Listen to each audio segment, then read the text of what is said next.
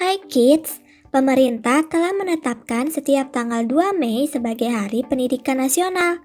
Berbicara soal Hari Pendidikan Nasional atau Hardiknas, berarti kita juga harus membahas tokoh penting satu ini. Ada yang tahu siapa? Benar sekali. Bahas dunia pendidikan Indonesia, kita juga wajib banget membahas perjuangannya, yaitu Ki Hajar Dewantara. Ki Hajar Dewantara merupakan pelopor pendidikan bagi kaum pribumi Indonesia pada zaman penjajahan Belanda. Seperti yang kita ketahui, saat zaman penjajahan Belanda, pendidikan merupakan hal yang sangat langka, terpandang, dan tentunya juga mahal. Untuk itulah Ki Hajar Dewantara mendirikan taman siswa untuk penduduk pribumi mendapatkan pendidikan yang sama dengan orang-orang bangsawan. Sedangkan tanggal 2 Mei dipilih sebagai tanggal Hardiknas karena bertepatan dengan tanggal kelahiran Ki Hajar Dewantara. Yuk kita cari tahu lain biografi dari tokoh yang paling berjasa dalam bidang pendidikan Indonesia ini. Sebelum kita lanjut videonya, jangan lupa klik tombol subscribe dan tombol loncengnya ya. Ki Hajar Dewantara memiliki nama asli Raden Mas Suwardi Suryaningrat. Lahir pada tanggal 2 Mei tahun 1889. Dirinya berasal dari lingkungan keluarga keraton Yogyakarta. Saat itu ia mendapatkan kesempatan untuk menempuh pendidikan bersama dengan anak-anak bangsa Eropa. Sekolah Dasar Belanda ILS atau Europeesche Lagere School merupakan tempat ia dan anak-anak bangsa Eropa pada saat itu bersekolah. Setelah itu, ia melanjutkan pendidikannya ke Sofia. Namun karena sakit, ia tidak berhasil menamatkan pendidikan dokternya saat itu. Kemudian pada usianya yang ke-40 tahun, beliau mengganti namanya menjadi Ki Hajar Dewantara dan gak menggunakan gelar bangsawannya lagi.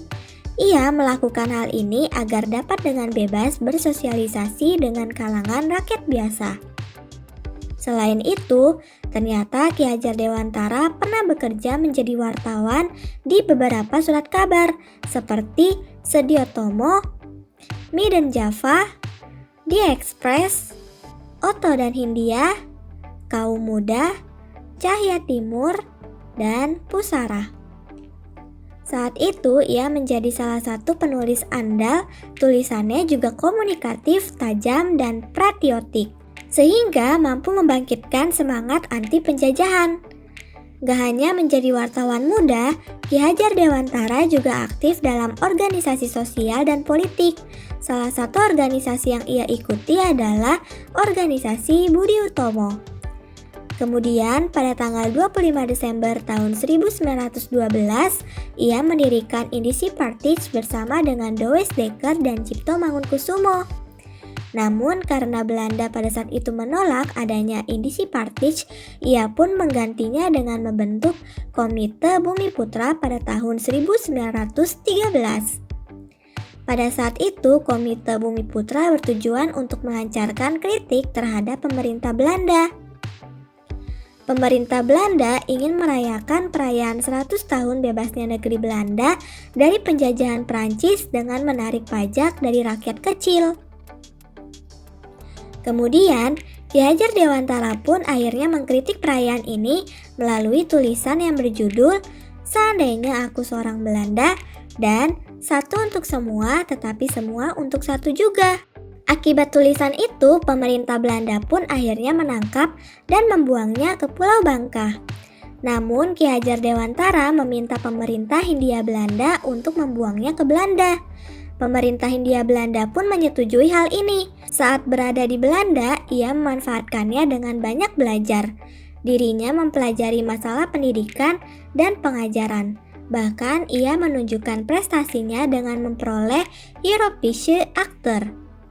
Dan akhirnya pada tahun 1918, Ki Hajar Dewantara pun kembali ke Indonesia setelah menjalani hukuman masa pembuangan.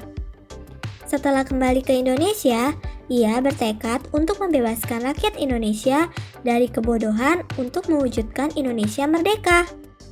Untuk itu, ia mendirikan Perguruan Nasional Taman Siswa atau National Onderwijs Instituut Taman Siswa pada tanggal 3 Juli 1922. Pendidikan ini bertujuan untuk menanamkan rasa kebangsaan, mencintai tanah air untuk berjuang memperoleh kemerdekaan. Ia juga aktif menulis dengan teman pendidikan dan kebudayaan berwawasan kebangsaan. Setelah Indonesia merdeka, Ki Hajar Dewantara pernah menjabat sebagai Menteri Pendidikan, Pengajaran, dan Kebudayaan yang pertama. Ia juga berhasil mendapat gelar Doctor Honoris Causa dari Universitas Gadjah Mada pada tahun 1957. Kemudian Ki Hajar Dewantara menghembuskan nafas terakhirnya pada tanggal 26 April 1959 dan kota kelahirannya yaitu Yogyakarta menjadi tempat peristirahatannya terakhir. Nah kids, itu dia sedikit perjalanan hidup dari tokoh penting dalam dunia pendidikan Indonesia. Sampai di sini dulu ya videonya. Jangan lupa like, komen, subscribe, dan share ke teman-teman lainnya ya kids. Bye-bye!